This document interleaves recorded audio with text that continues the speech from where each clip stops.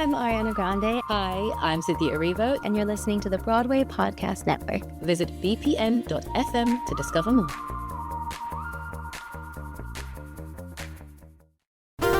There's a cat over here. There's a cat over there. And the wrong one died. And the wrong one died.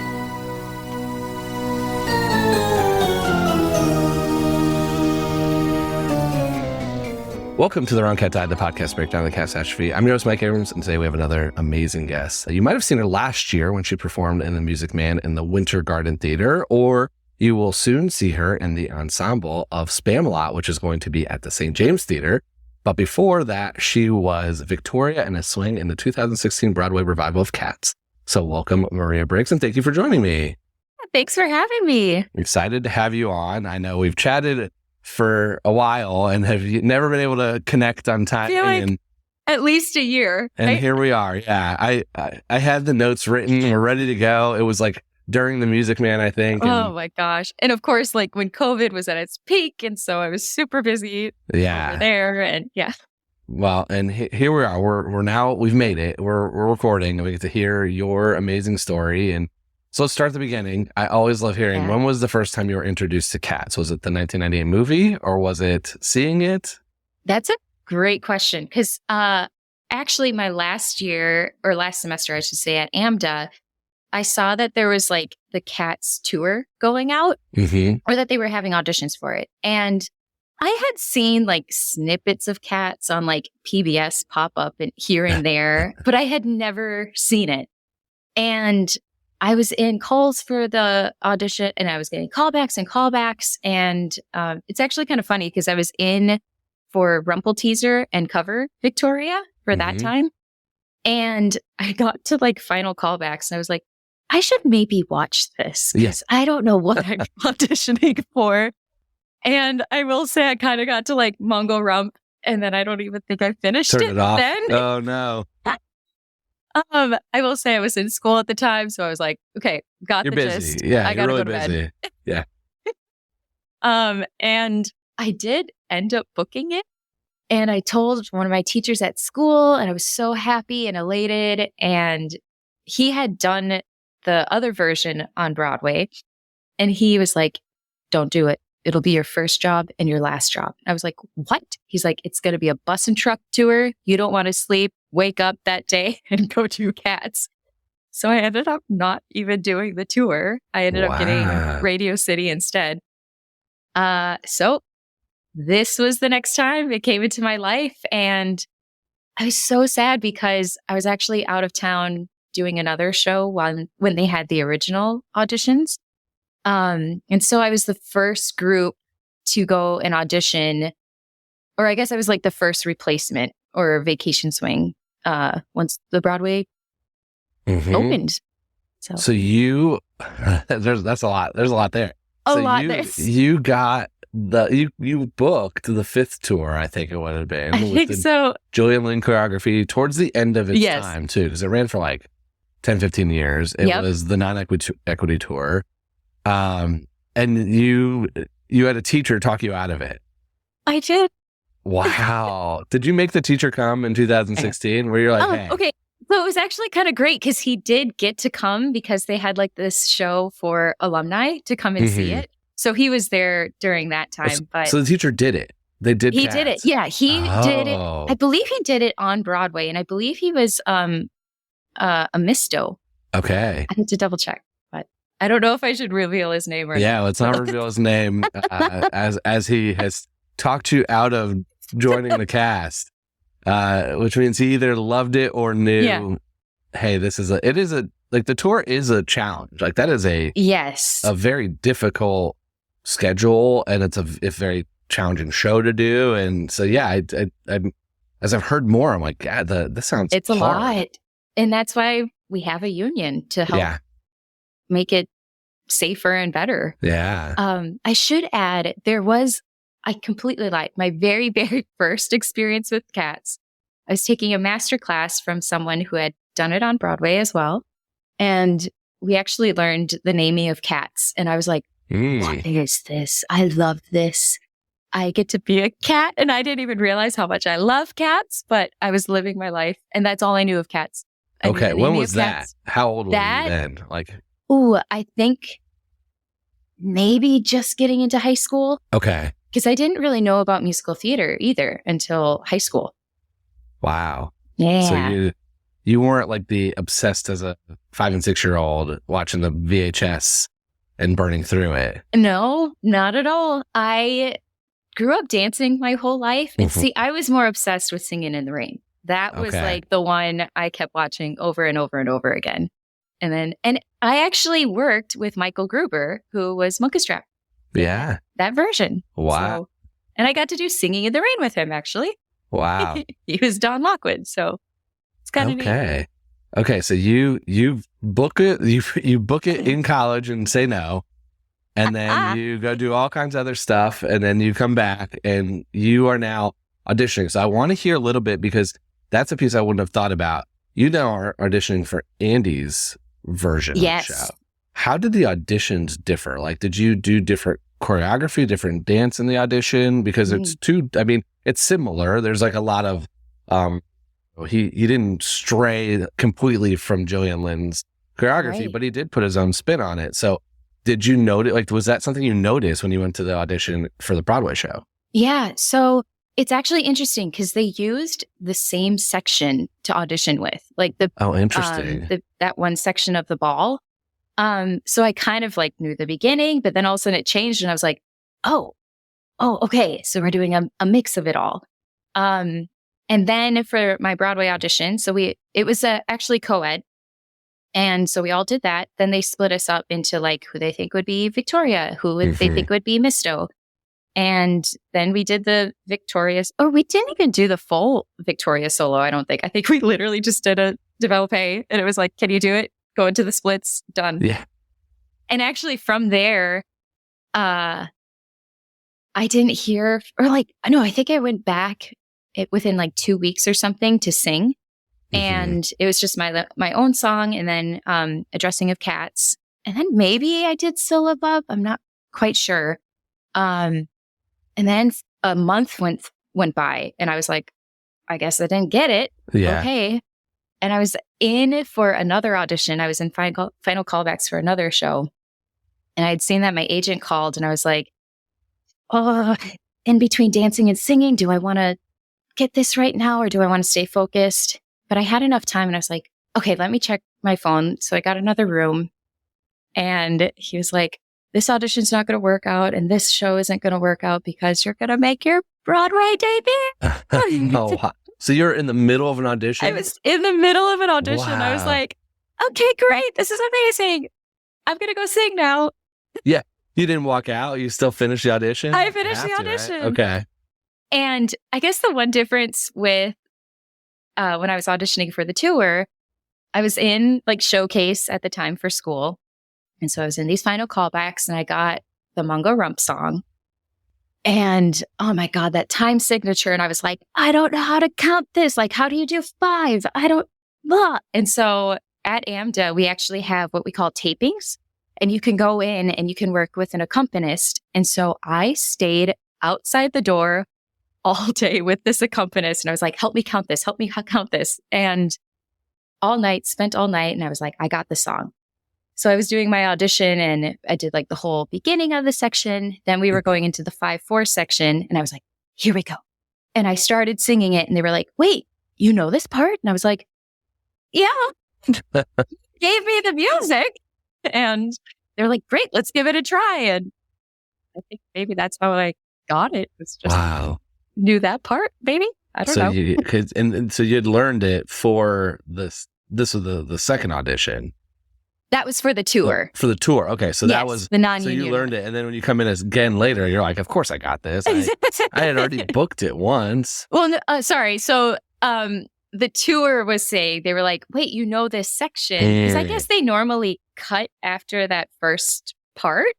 But yeah. And then when I was auditioning for Broadway, I actually didn't have to do it, which in the Broadway version, they changed the time signature in that. Okay. Yeah. Okay. To make it a little easier. So then you're going to make your Broadway debut. I want to go before we get to that first show. I love hearing how Cats is explained to you. Because at this point, you're not the super fan who watched the VHS through. You hadn't even made it to Act 2 the first time you watched it. Exactly. So what was that like first moment like where you're like, all right, let's I'm hearing the story. I'm following through. And I think this is was this Victoria or is a swing at this point? This was a swing at that point. So you're having to learn 6 different Cats' stories and dances and songs and staging and everything else. Tell me about that experience. Well, it actually was the best because my first rehearsal, it was just myself, and it was at Ripley Greer. It's like in the 50s. I can't remember what street it was, but I was like, I didn't even know there was a Ripley Greer there, which is like a studio that a lot of people audition at. And I go up the stairs, and who do I see? Claire Camp, who is like the master of Cats. So honestly, I had the best way to be introduced to this show because she's so obsessed with it and loves it. And it was absolutely perfect. And I think actually when I started, I didn't start with 6 Cats. I think it might have even been 3 or something. And my first cat was Tantomile because, how do we say it? I guess Tantomile kind of does the most consistently in the show. So it's like, okay, from a dancing perspective, right? From a dancing perspective, yeah. And again, especially being with a partner where it's like, if we can get this solid. And also, the person who played that track also covered Victoria. So it's like, okay, we have someone who can, like, if I learn this cat, then we make her more available for something else. And so, yeah.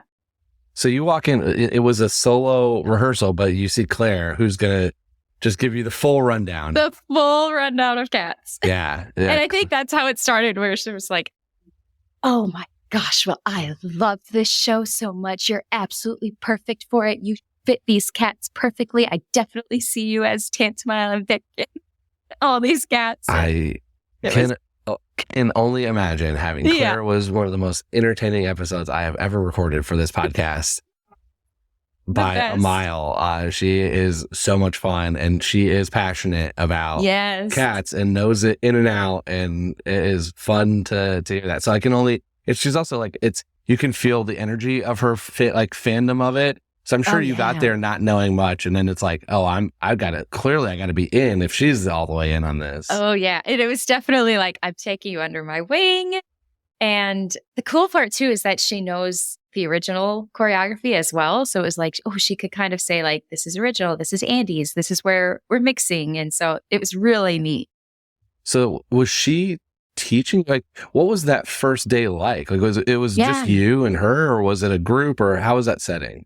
So it's just Claire, myself, and accompanist. Wow. That's it. And so it's the weirdest thing too, because again, I'm like, oh my God, Broadway's happening.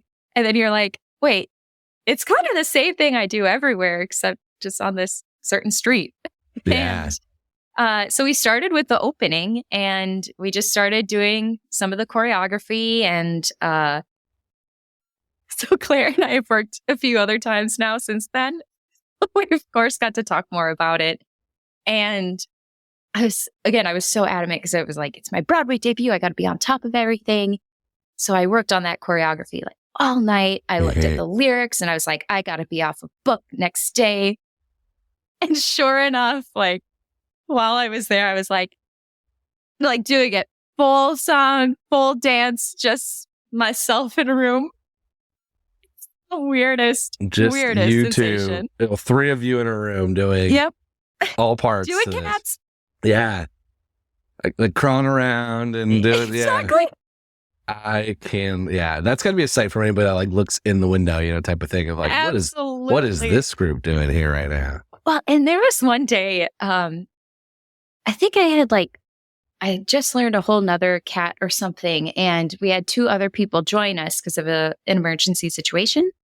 And Kim Craven, who is our resident choreographer, she had to take the 2 new girls into another room, and she was like, since you know the show, you're at like a different pace than them. How about you just go run it? So again, this was just me and the accompanist in one room, and I'm doing all of Cats. The whole show. By myself, the whole show. So silly. Wow. That is, again, you got the whole junkyard and you're just you by yourself running the show from start to finish. Yep. Wow. Dedication. Yeah. I mean, self-discipline. behind the scenes of Broadway. Oh my gosh. So I wanted to fast forward though to the other part of this. So like you obviously have to learn the singing, the dancing, and whether it's 3 or 6 cats or even 1 cat, you've got to learn the show. Yeah. But you also have got to learn their personalities. Yes. So tell me, was Claire your teacher there too? Because I mean, she could definitely do it. Or what was the like, here's what you need to know about the backstory of these characters? It was kind of a mix. I would say I spent most time with like Claire and Kim. Mm-hmm. And then I would definitely spend time with Corey as well. But it was tricky because our dance captains were on a lot. So I do think when I started going further into rehearsal, it kind of just became Kim, just because she was actually available. Yeah. So I think more of the backstory started to come from her. But if I had any questions, Claire was there to answer. So when you're learning this part, what was when you're learning the story as someone who didn't watch it a million times? Yeah. What was your, was there an aha moment or like a, wow, I did not catch that when I watched the first act on VHS? I mean, I think the fact that there isn't much of a story. Yeah. I would definitely say was an aha moment where when I saw the whole show together, it was like, okay, wait, but what? Yeah. What happened? But then there was just the appreciation of like, there's just no other show that has this amount of like singing and dancing and acting because you have to be a cat. Yeah. So you didn't go like, this is the part that, I mean, this is what I spend all the time thinking about. As someone who can't sing and dance, if you stuck me in that room, I'd be like, sure, do your thing. Like I need to be Grisabella and be on stage for like 15 minutes only. Right. But I keep thinking, especially as a swing, which is a fascinating in any role, an important part and just a really challenging thing in any role. Then I think about Cats where it's like, this is extremely different personality. Yeah. So when you go on as Tantomile versus Victoria, right. Yes. They're very different. And so like, do you think about I have to have this type of feeling today versus this type of feeling today? And how much of your own story did you write into those characters? Absolutely. So I think when it came to rehearsals, I was definitely told like, okay, these are the younger cats. So like Victoria, Syllabub, Electra, those are younger. Mm-hmm. Tantomile's older and she has the what's the word? They can like sink into things and they have it's like telepathic almost. Telepathic. Thank you.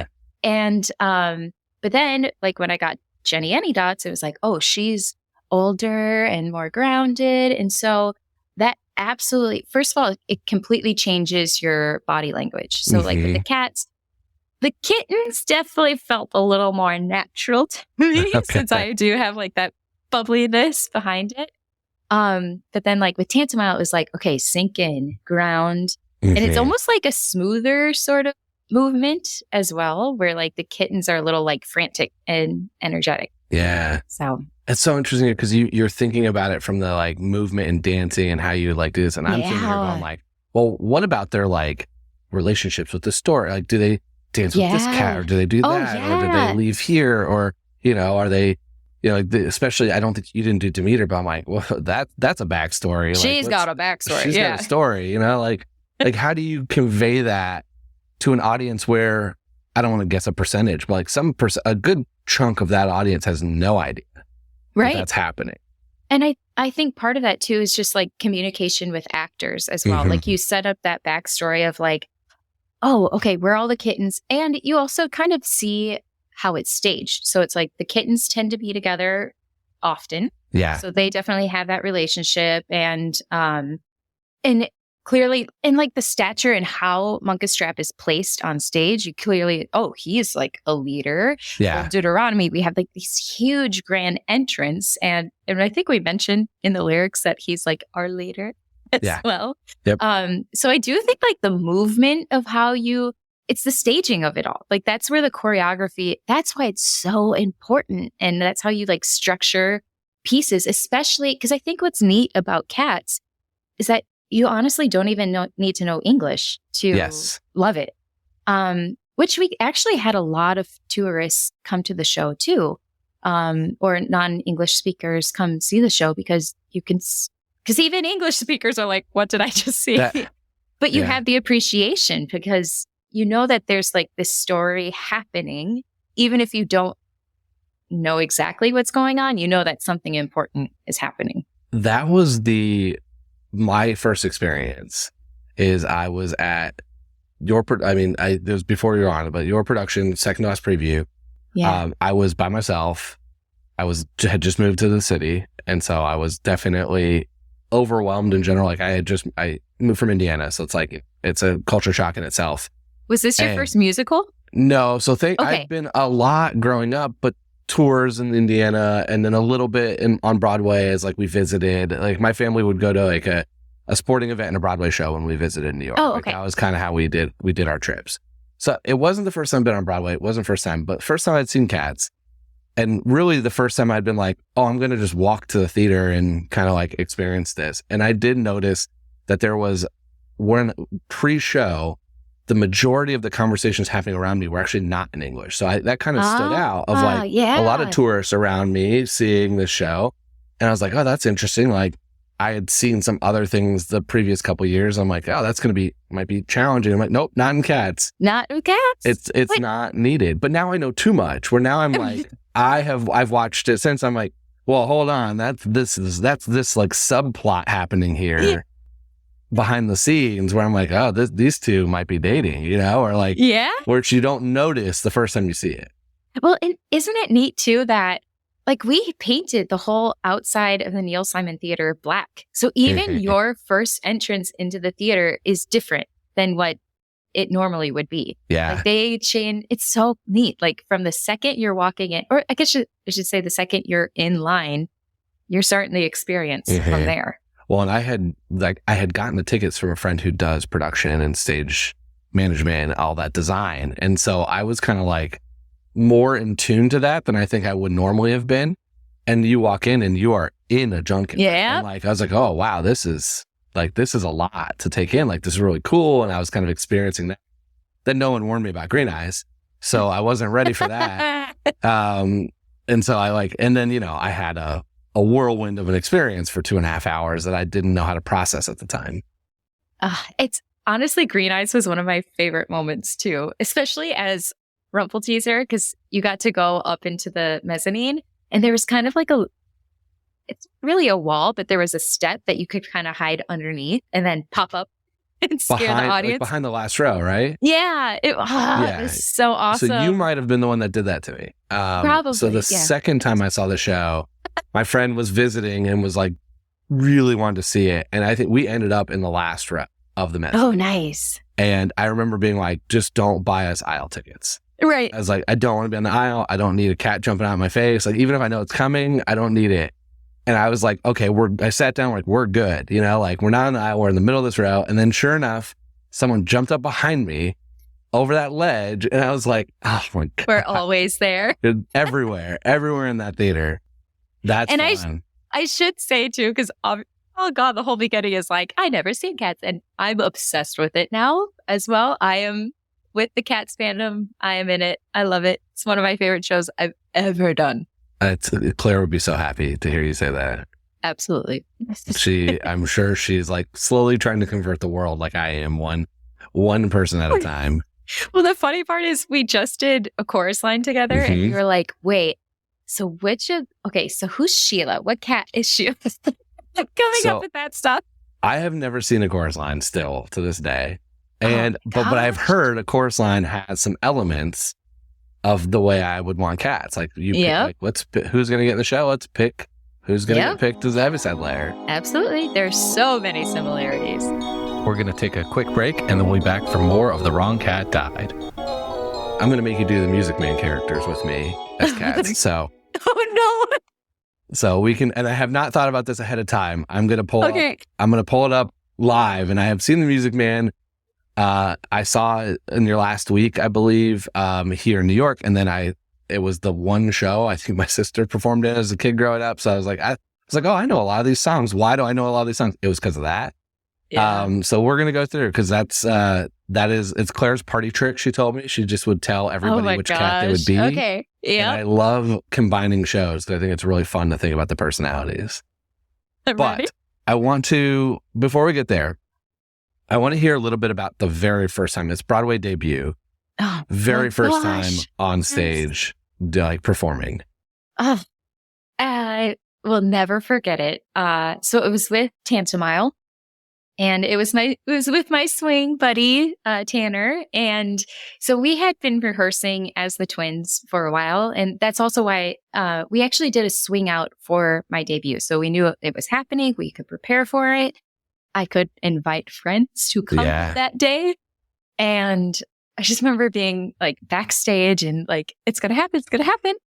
And the twins enter in like a crouched position on their toes. And we enter from stage left and we run on and then we roll. And I was like, and then they pop their heads up and I was like,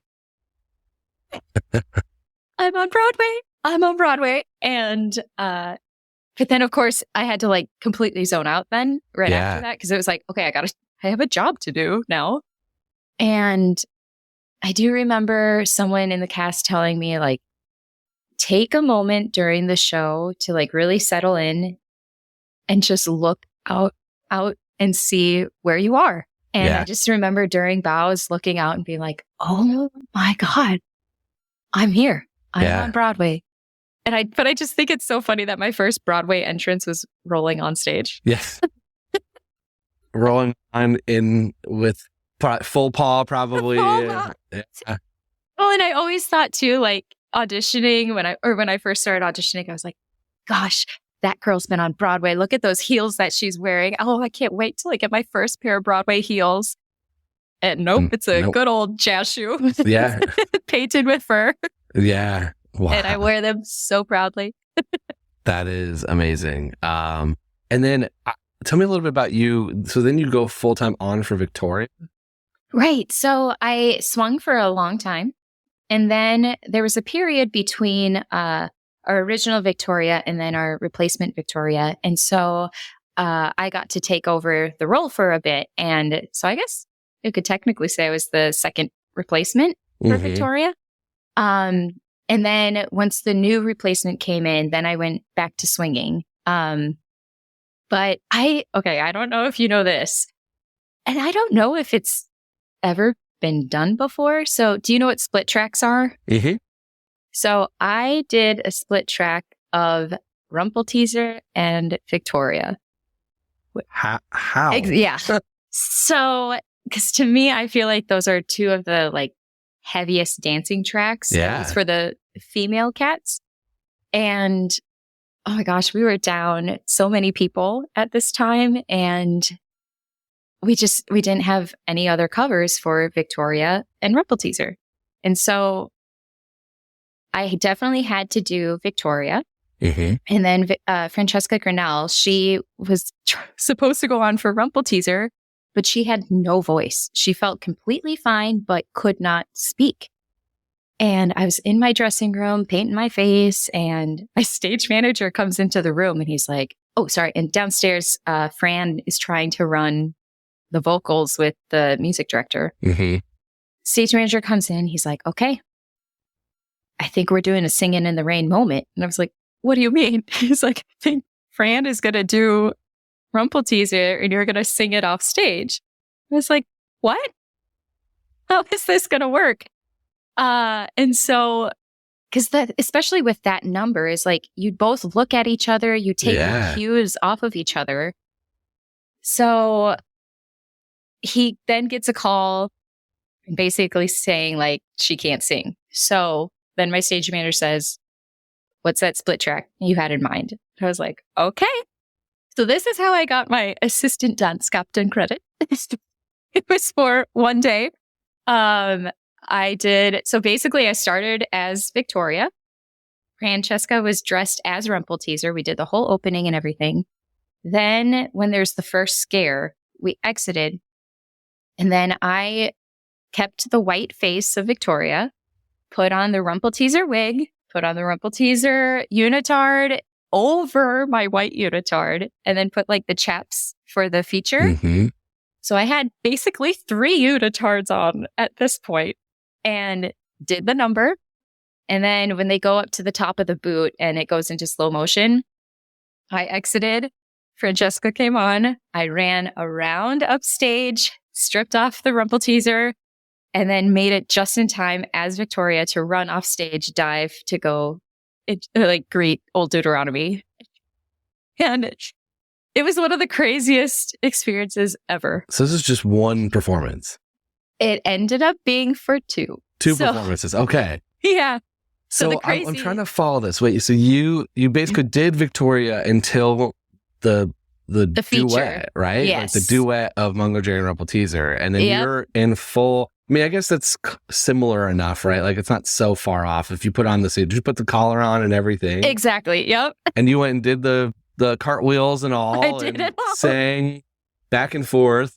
And then the minute you exited, you went right back to Victoria. To the white cat. Yep. And then, so there was someone else was still doing all the other, like the ball was danced as Rumpelteazer with somebody else. Correct. So Francesca was basically the body of Rumpelteazer for the whole show, except for the feature. And then Rumpelteazer sings like the railway cat for Skimbleshanks. But I just did that as Victoria. Yeah. Wow.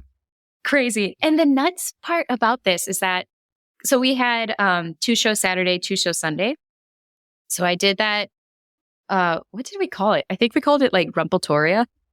Rumpeltoria. So I did that for the matinee. And then one girl was able to come back. And I think I did like Victoria that night.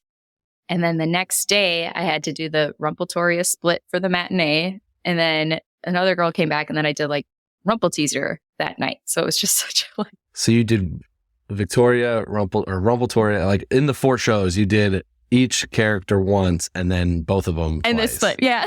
Which of course I was probably like Tantomile for the rest of that week. Yeah. That is the part of, I mean, swinging in general is like, I'm just like, I can't even fathom that. Like, Cats has the part of, for me, when I didn't know much about swings. I didn't know, like, I knew nothing about musical theater besides as a spectator. Yeah. And so when I learned about it, I was like, how do you do Bomb and Demeter back-to-back nights where you're doing the same thing almost, but you have opposite lines and you know, side by side. Exactly. I was like, I'd kick somebody. Like, I'd be in the wrong of the two, you know, like that is a skill that is so hard to fathom. I will say though, I loved swinging Cats so much because no matter who I was on for, you got a feature, which is really neat. Because sometimes as a swing, because you cover the ensemble. So sometimes the ensemble isn't as featured as what Cats is. And so it was like, oh, okay, I'm the ballet cat tonight. Oh, now I'm the tapping cat. Oh, now I'm belting. Like, it was so cool to get to use all of my skills in so many different ways. And actually, so after the Broadway production closed, the tour was going out. And they actually offered me Victoria. And I was like, I'd rather swing. And they were like, what? I was like, yeah, I kind of like doing different things every night.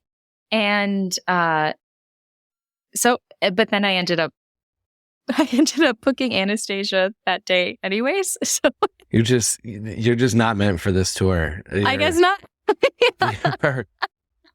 They're going to be tour, because that was tour 6 pre-COVID. It's still called tour 6. You're going to be on tour 7. You're going to book it, and they're going to be like, nah, I'm good. Like, this is this is just going to be your future anytime it goes on tour. Get the tour and not do it. That is really. I can only share it on Broadway, I guess. Yeah. Okay, I wanted to let's have some fun and do some Music Man. So you're in the Winter Garden, which I think is also super cool, right? So like, did that piece, like, because that is, I still make a joke every time I walk by the Winter Garden. I take a picture of whatever the marquee is, covered up and write Cats on it. I've done it. I've posted on social media. I've done it probably 15 times at this point. Oh yeah. Did you like think about that at all? Like, now that you are the Cats fan and you're getting to perform on the Winter Garden stage? Of course. Oh my God, to know, like, well, first of all, so many legends like got to perform there, but the Cats was there. Mhm.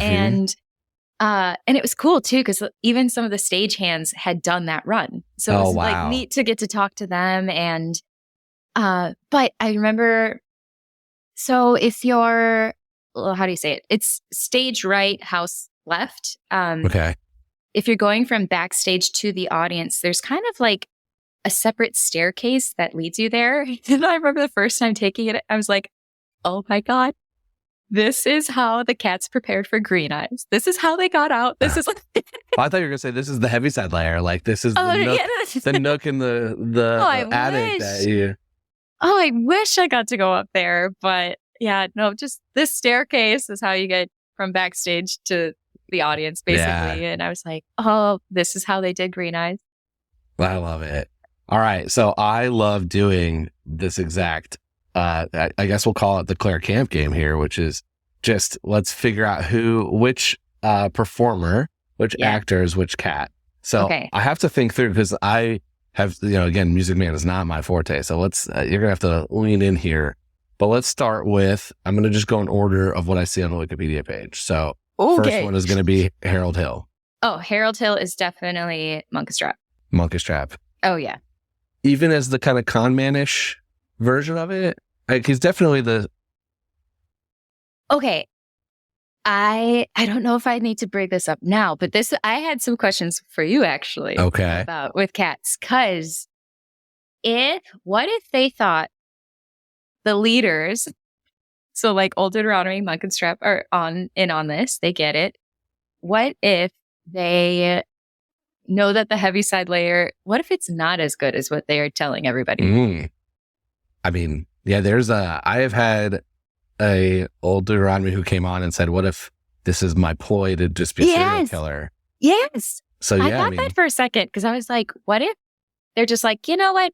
We've had enough of this cat. Let's just send them to the Heaviside layer. There's been there's been some arguments of like, this is the last question. Like we're jumping ahead here. Like, how are we making our choice? Yeah. But yeah, I mean, I guess the question is like, is it a reward? Is it right? An actual thing? Is it just to be like, are they being reborn? Do they have to have another life? Yeah. So, well, because doesn't Monkestrap say something like that? Like in the invitation where he's like, to find a new Jellicle life or something like that. Like, so some of the cats who are there now, have they already been reincarnated? Well, you would assume, I always assume that they have 9 lives. And so it's like, all cats have 9 lives. So if and this is where one of the very first episodes I ever did was your Gus, Christopher Gurr. And Gus is the number one non-Grisabella answer. And a lot of people argue for Gus. And one thing that he said, and I still firmly believe it's just him trying to sell himself on it, why he didn't get picked, is he didn't think he had another life to live. So he thought if I got picked, I might not come back. Whereas, which I'm like, yeah, great. That's you just trying to, not be picked. Justify. You're justifying your own thing here. But like that is a question of like, are they reborn? Or there's now Baby Grizz dances some of the opening number. Is that foreshadowing for Grisabella? That's one of my theories. I think there's a Ghost of Catherine's Past possibility. Well, and if Victoria's a kitten, maybe she was recently reborn. Was she last year's choice? Yeah. Or did she have some sort of connection with Grisabella before? Like, is that why she's able to connect with her at the end? I think the real question I have for you is, was this ever discussed with your cast? Like, did you ever think about these things? Besides Claire, because I know Claire probably thinks about them all times. I think to some point we did, but I think it just got to a point where everybody was exhausted. That was like, okay, let's get through the show. Yeah. Yeah, I mean, there's a lot. We'll come back to, I'll answer whatever questions you have from my perspective.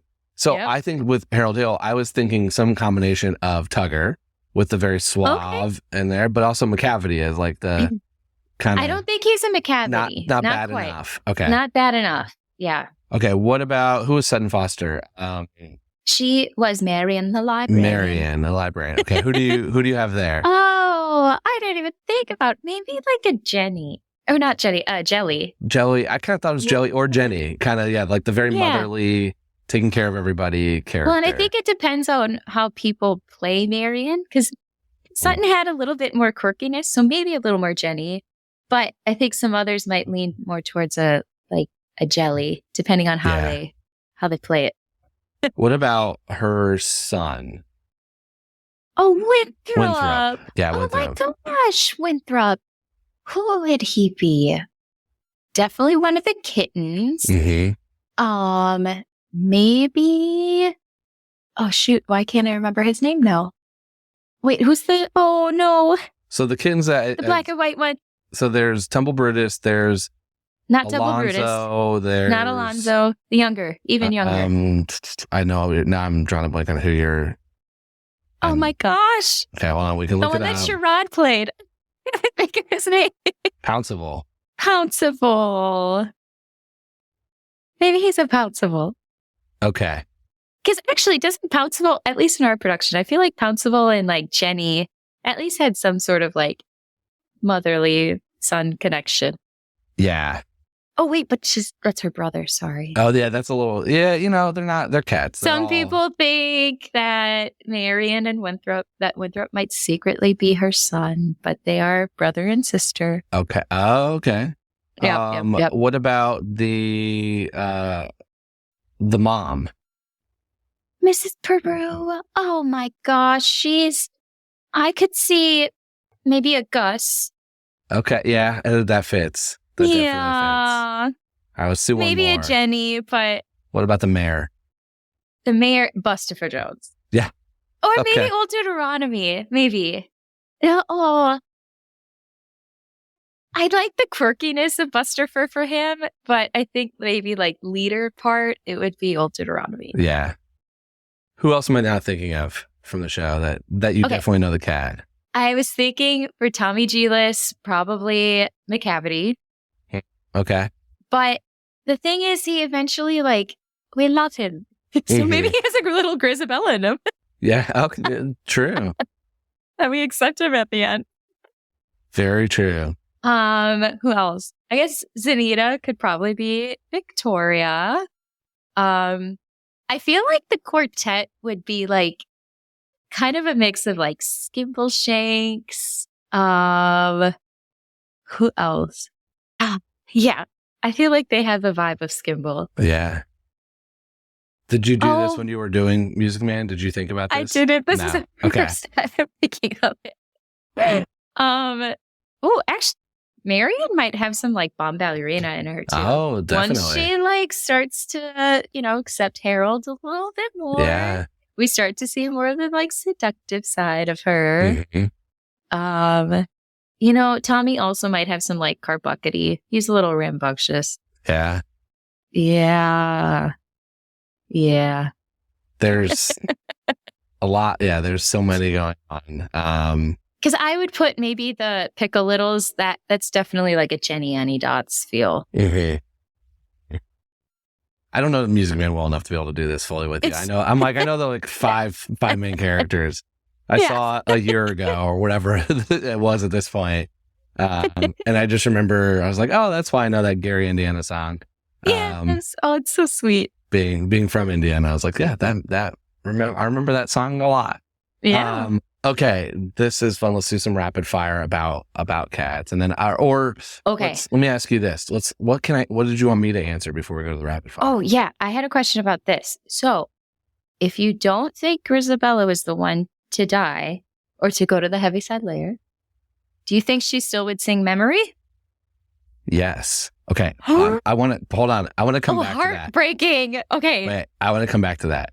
I will answer that question after you answer your Jellicle choice, and I will. So we will put that on hold, and we will come back to that. So Great. Yes, I have another question too. Okay. And also, what do you think would happen to her if no one touched her as well? Like, what if Victoria? Okay. We're never gonna come back came? to this whole thing. Okay. Because I want you to answer my final question first, and then I will give you my thought Okay. there. We're going to take a quick break, and then we'll be back for more of The Wrong Cat Died. Let's talk a little bit about SPAMALOT. I am very excited for this production, and I'm excited to hear too. that you're in it. So tell us, I know, we're recording this before, you fully are in previews or everything else, even though we're releasing the episode around then. So tell us, what are you're excited about? What can people expect? Tell us about the show. Yeah. So the crazy part about this is that we actually started at the Kennedy Center in DC, and that's all we were going to do. It was like 1 week of performances. But oh my gosh, this cast is phenomenal. Honestly, one of the best casts I have ever worked with. And I'm so excited that we get to do it together again. Because we're on Broadway. We're going to Broadway. How crazy that 1 week run at DC was sold out. And gosh, and the way that the audience ate that up, you have to come and see it. Because the best part about it is that it is so laugh out loud funny. And that was like the first thing my boyfriend said to me. He was like, I haven't laughed out loud that long, or in the longest time. It was so fantastic. So if you need a good laugh, that's the one. I can't wait. We'll put a link in the description for everyone that can buy tickets and go see it. And it's at the St. James. St. James And yeah, that's so exciting. So fun. And, maybe we'll have you back to do which cat is which character. After oh, yes, for SPAMALOT. See it. For SPAMALOt, but I have not had a chance to see it. So that'll so be, good. I can't wait. There's a lot of buzz about the production. So, by the time this comes out, there'll be some previews already out and people will get to see it. And so if you're in New York, go get your tickets. All right. So let's pivot real quick to a couple of the rapid fire. If you could go on for one track, one night, cats, doesn't matter male, female, just if you could go on and be one cat, who would you want to go on as? Oh, Bomb Ballerina. Or Demeter. Oh, either one. Either one. Just sing the cavity. Yep. Have a blast. Yep. Favorite and least favorite cat. Like if you were going to be friends with them, which characters would bug you and which characters would you love hanging out with? Oh my gosh. I love Victoria. I love Skimbleshanks. Oh, Skimbleshanks actually would be another cat I would love to go on for. The Cavity, I have a love-hate with him because obviously I love that song so much, but it's him. We can't. Yeah. Carbuckety gets a little like, ugh. Okay, chill, calm down. And also a little bit, sometimes a tumble Brutus too, where it's like, do you really have to do that everywhere you go? Yeah. You have to tumble everywhere? Love it. Love it. Favorite song from the show? Oh, favorite song. Oh, I think the opening. I know we were talking about McCavity, but I think the opening. Mm-hmm. So, you were in the Winter Garden and you kind of have that like kind of weirdness of the Winter Garden. So when, which cat do you think would be the best at like running the Winter Garden? Like who would be the best to like run the stage? To run it all? Like if they're behind the scenes running the show, like which character is going to be able to do that best? I think Skimble would definitely be like the stage manager. Yeah. I think Gus would probably be like on the creative team. Okay. Oh, yeah. He's got years worth of experience. He knows it all. Okay. Now I will answer your questions after, but before we do that, I've argued at length. I don't think it should be Grisabella. Okay. So if you, Maria, you are making the Jellicle choice tonight, you can pick anybody for any reason and why. Who are you picking and what's your rationale? Oh man, I think I have to stick with Grisabella just because of the structure of the show. Okay. Just because she sings Memory, and oh my God, how heartbreaking would that be if she wasn't picked after singing that? So let me now answer your question. Okay. Which will come to why I don't think she should be picked. Okay. And so a big reason I don't think she should be picked is I think that the redemption, the structure of the story and the redemption and the arc all make sense to me. No doubt. But why murder her right after that? Like make her next year's choice. So to your first question, yes, sing Memory. Yeah. Be touched and be accepted back by your family and spend the year with them. Go to some birthday parties, have a Thanksgiving, or I guess they're British. So, have a, have a meal or two, like spend time. This family that banished you has finally welcomed you back. And it's like, the only argument against that is that she's not going to live for another year. But I'm like, yes, I want her to spend the year with her family. But isn't or at least what they've been told, isn't the Heaviside layer like the best thing? I mean, we don't know. We started with that question, I know. Right? Like, we're not sure. You're believing. It is very cultish. You are believing in the cult and your leader I listen to those podcasts. I listen to cult podcasts. So yeah. This is literally just one of them. I'm just in a very narrow lane of a cult podcast here. Because also, do you think it's because the cats have like, now they finally learned the lesson of accepting and forgiving? So they're like, maybe the leaders, maybe old Deuteronomy's like, okay, they finally learned this lesson, so now we can get rid of Grisabella. But I think you can learn the lesson and still, she can be next year's choice. But maybe they got another lesson for next year. That's true. I think that goes to a very important question is the criteria change every year? How does he make the decision every year? We have one opportunity to look at. Like, we only get this example of the ball. Yeah. So, like, is there always, like, that was my other kind of Grisabella post argument, is if you have to do this redemption story, like, is there another banished cat that's coming back next year? Like, that we don't know about? No. Oh, no, we can't. Well, oh my God. Could you imagine if, like, McCavity was next year's choice? When's Gus go? I think Gus still has like 2 years, maybe. 2 years? Wow. You've got a lot of faith in Gus. It's pushing it. Okay. But I will say, so I should admit, finally, I watched I didn't watch the VHS. I watched it on YouTube. Yeah. But I watched that production from beginning to end last night because I needed a refresh for today. And that Gus did not have 2 years left. He did not. Yeah. That Gus was John Mills, I believe, very famous actor, and was blind. I read, so that's why he didn't dance or do anything. They like had to. That's why when he's walked out with Jelly, it's because he was, I think, fully blind when they recorded that. At least that's something that I'd read somewhere, and I have no idea if it's true. Gosh. So I don't think that Gus had 2 years left. I don't think he lived that much longer after that. My gosh, I'll have to ask Michael Gerber. Yeah, sure or not. So okay, so you're sticking with Grizz. Your other, I think I do. I mean, my goal is to just change people's mind here. So I'll keep your vote as Grizz because I know you've done this. I will say the original joke of this podcast was Leona Lewis, and I thought I watched the X Factor, so I wanted Tugger and Mistopheles to go together as like a One Direction. Oh, okay. That was that's my Harry Styles and whoever that they pieced together in X Factor. Yep. But I also think there's a version of like, it is kind of chorus line-ish. It is kind of an opportunity where, why can't we do a let the audience vote or a different cat every night version, which I know has been done in chorus line. It has been done. It's not set to be done that way, I should say, but it has been done. And oh my gosh, well, that would change a lot, wouldn't it? I think that would be really kind of fun. It'd keep people on their toes. I keep saying this now. Yeah, toes. Exactly. I keep saying this now because I'm trying slowly to convince somebody to do it. That's why I keep saying it every episode. Being like, if enough people hear this, maybe. Well, aren't they doing a new version of Cats? They're doing Ballroom Cats at the, next year at the PAC, which is a brand new theater by the World Trade Center. But it's a very different interpretation. Like, it's not it's not Cats. Like, it's Cats in a sense, but it's going to be very different. So I'm very excited to see it. That could be an option. But I'm not even sure, like, I don't know. It seems like it's straying a lot. Like, I don't think it's the same story. Okay. So I'm not even sure that there's going to be a Jellicle choice type of thing. Maybe there's no Grizz. I'm very curious. They did a reading last year, and I think it's the last thing on their season. And so it'll be next year, and I can't wait. I've already talked to the team. I'm so excited to like see it. And like I think they just opened when we record this. They opened like last week.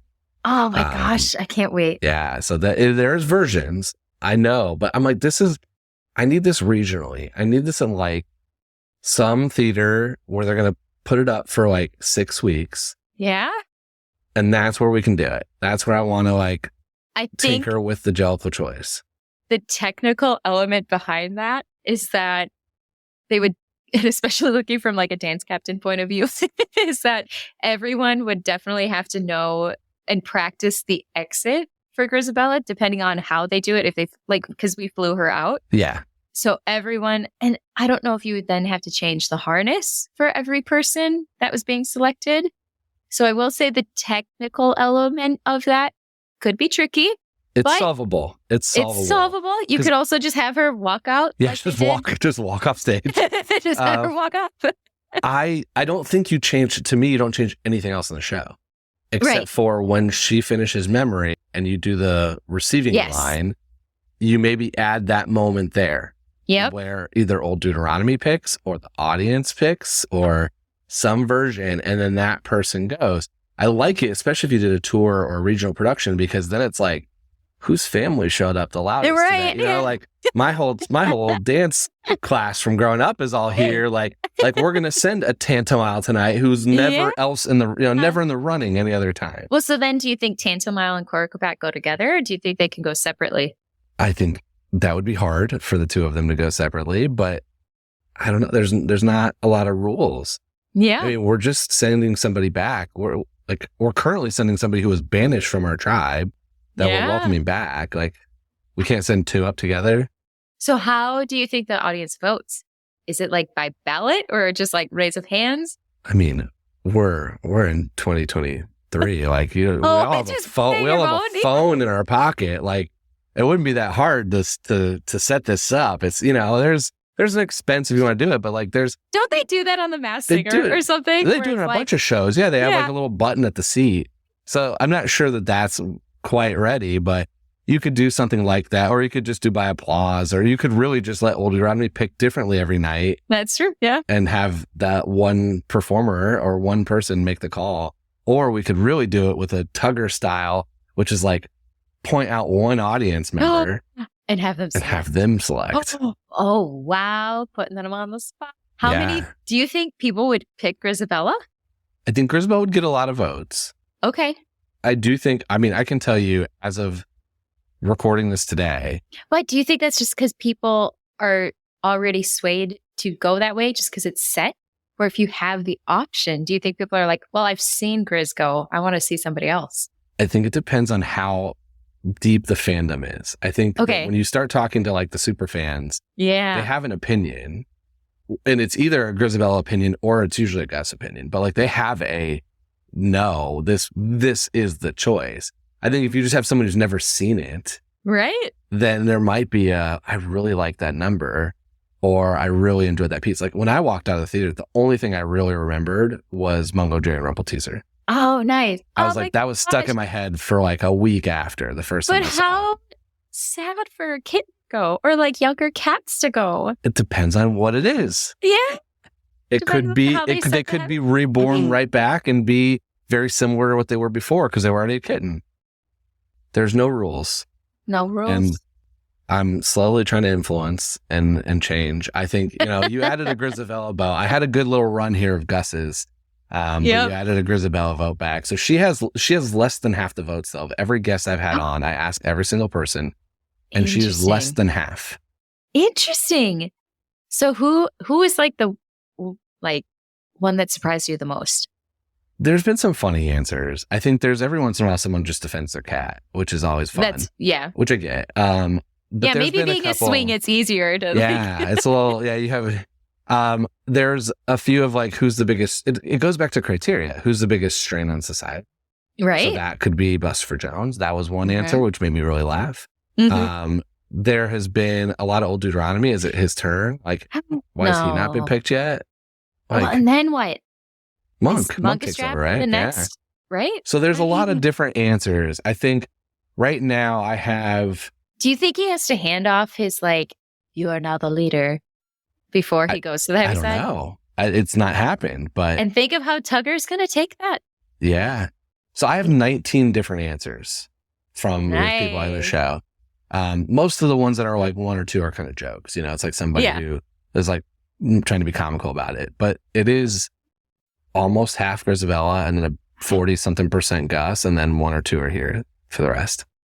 Wow. Gus and Grizz. Yeah. And I'm not sure anybody thought about it though until I started asking the question. Yeah. But if we can send Tantomile and Choreocat together, why not Gus and Grizz together? That's an interesting why couldn't question. we have why had can't two? We have two? Yeah. So that I'd be fine with. Let's have a couple of choices. That goes back to the One Direction version, which is like, right. We don't need solo acts. We're going to create some groups because the X Factor's done that a lot, very successfully. And that was literally the genesis of this whole thing because that was my first introduction was Leona, and I thought X Factor. Yeah, I You know, I thought X Factor on That's drugs. my answer. Really? That's going to be my answer, actually. You're gonna send both It should together. just be one person. Both together. Yeah, just sacrifice them all. We should Let's change just the rules just of that. It's send not just send one like Jolly 5 Goal. or 6 of them together. Yeah. Let's just send them all, and then we'll Maybe next it's like year. 2 this year. Maybe we get 4 the next year. Maybe it's just one year. You've got an argument. Why just one? Yeah, why just one? So, this has been super fun. How can Yeah. people stay in touch with you, find you on social media, see what you're doing? I am on Instagram at Maria R. Briggs. All right. We will link that and give a follow. And this was so much fun. Thank you for coming much on fun. and chatting through. And Gosh, having it a makes my blast. heart so happy because, again, like CATS kind of left for a second because I was so busy with other shows. So it's so nice to revisit it again and just to remember how much I love it.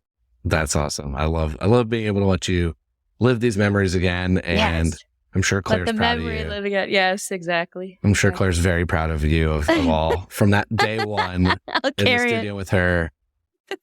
She now gets to listen to this and know that she's influenced it. your Absolutely. opinion. So Absolutely. awesome. Well, thank you. And thanks everyone else for listening to this episode of The Wrong Cat Died, the podcast breakdown of the cast atrophy. To follow along, you can subscribe on Apple Podcasts, Spotify, or any else listening podcasts. Follow us on Twitter, Instagram, TikTok, and Threads at The Wrong Cat Died, or check out our website, thewrongcatdied.com.